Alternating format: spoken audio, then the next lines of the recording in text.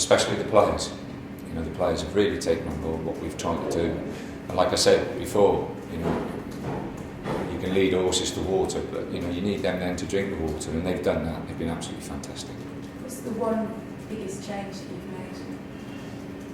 I don't think there's been one massive change. I think there's been a lot of changes, and I think a lot of changes are all focused on trying to achieve and making everybody realise what we were trying to achieve, and that was, you know, a togetherness that would see us through and give us an opportunity, a chance to pick games up in what is, you know, Barclays Premier League is the toughest league in the world. Is this, do you think, one of the biggest achievements of football? Yeah, you know, people have said that. I think what happens is you tend to forget what you've achieved prior. You know, going to Stoke and taking Stoke from a bottom half Championship club into the Premiership, 4 cup quarter-finals, a semi-final, a final of the FA Cup, in the last 30 in Europe.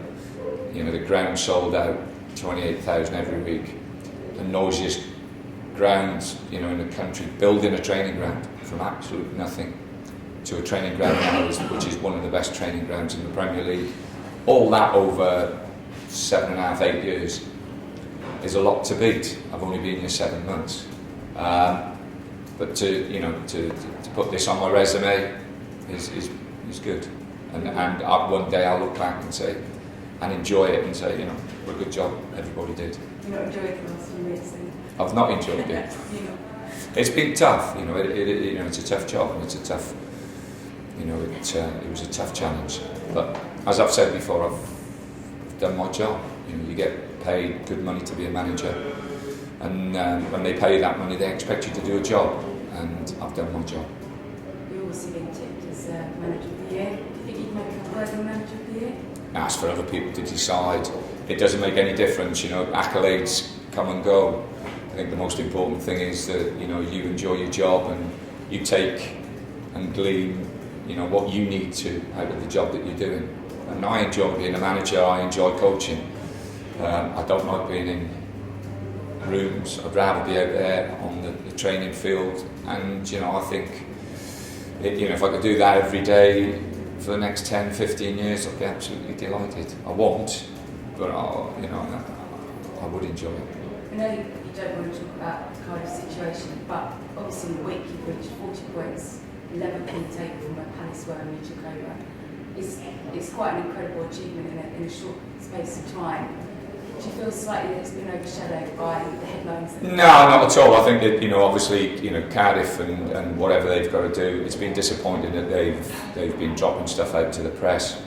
You know, if we have to go up and meet the Premier League or whoever it is that we have to meet, then we'll do it in the right and proper manner, and we won't do it any other way. And I think that's important. And you know, as a manager and as a coach, you know, I log every session that I do, and I'll be taking those sessions up to the Premier League to show that you know, I picked my team on Monday before we played Cardiff on the Saturday, and that team was worked with for a week, and there was no changes in it whatsoever. It's the kind of thing not tend to go on all the time anyway, because there's so many. Well, I don't, like I said, I don't want to go into it. I think the important thing is that we talk about other things. You know, it's been such a great achievement. I think, like I say, the supporters, everybody, we've brought the club together. We've managed to bring this football club together.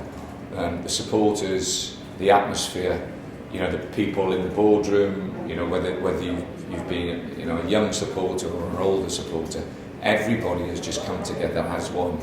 And it's been that community togetherness, I think, that has been the real hallmark of the success that we've achieved.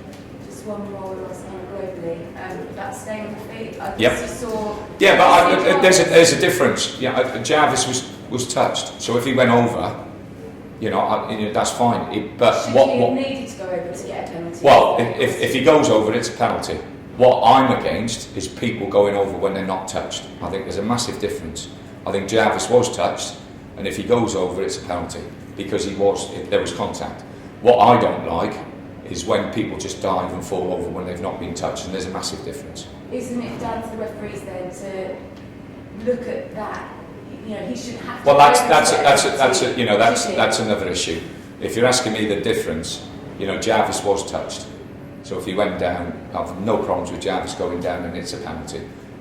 If he wasn't touched and then went down, that's what I can't stand. Which is what you find your players for, isn't it, earlier in the Yeah. season? But the referees, don't they need to be a bit hotter on that if we want to get rid of the penalty? When you speak to Mike Riley next, have a chat with Mike and see what Mike says about it. And what do you think he'll say? I haven't got a clue. West Ham, Tony, what do you expect from them? No, we know it's going to be a tough game. You know, I've got tremendous respect for Sam and for West Ham United Football Club. It's a fabulous football club, great tradition. I love going to Upton Park. I think it's one of the grounds very, very close to the pitch, and there's a great atmosphere. There's always a great atmosphere there. So you know, it's a tough game for us. Do you think he's getting the credit for the job he's doing at West Ham? Because earlier in the season they were saying, well, he's for the job. Well, Sam's got a fantastic record. You know, most clubs that he's been at, and he's done a wonderful job. You know, it's expectations all the time, and I think you have to ride with that. You know, that supporters at times, you know, they're very pleased that, you know, they're there and in a place one moment, and then the next moment they want more and they want more and they want more, and you know, that's something that you have to deal with and you have to manage. And you know, Sam's obviously, you know, more experienced at doing that, and I'm sure he'll cope with it. He's big enough and ugly enough to cope with it.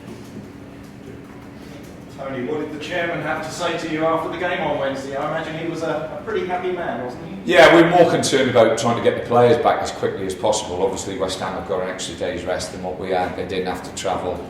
So, trying to get the lads back from Liverpool as quick as we could. You know, it was a rush, really. And on the plane, coming back, getting to the airport, getting on the plane, had a quick chat with him. And we had a quick chat yesterday, but I think he's coming over to the hotel tonight, so we'll sit down and talk about our achievements and what we've done as a football club. And as I said, it's not about Steve Parish, it's not about Tom Pulis, it's about Crystal Palace Football Club being a club. Is it about everybody pulling in the same direction? Has that been? It's been the theme. That you know, I've tried to instill within my 7 months of being manager at this football club, and that is you can improve. And you can get better, and you can be very, very difficult to move if you are as one. And you know, you need the supporters to be with you. They've been absolutely wonderful. You need the harmony in the boardroom, in the dressing room. We've had that, and we've managed to push on and get the results we've needed, which has been wonderful. You've set the players that 40-point target which they've reached.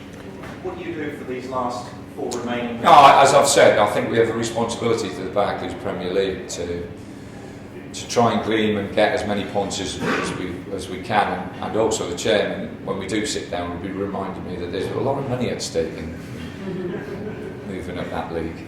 I'm sure that will come. Presumably you all sat down and watched West Ham's game at the Emirates in midweek. What did you make of it? Well, Keith and Ben actually went to the game and then came up on the train later. No, they exactly. West Ham are a tough team. They've got a lot of Premier League experience.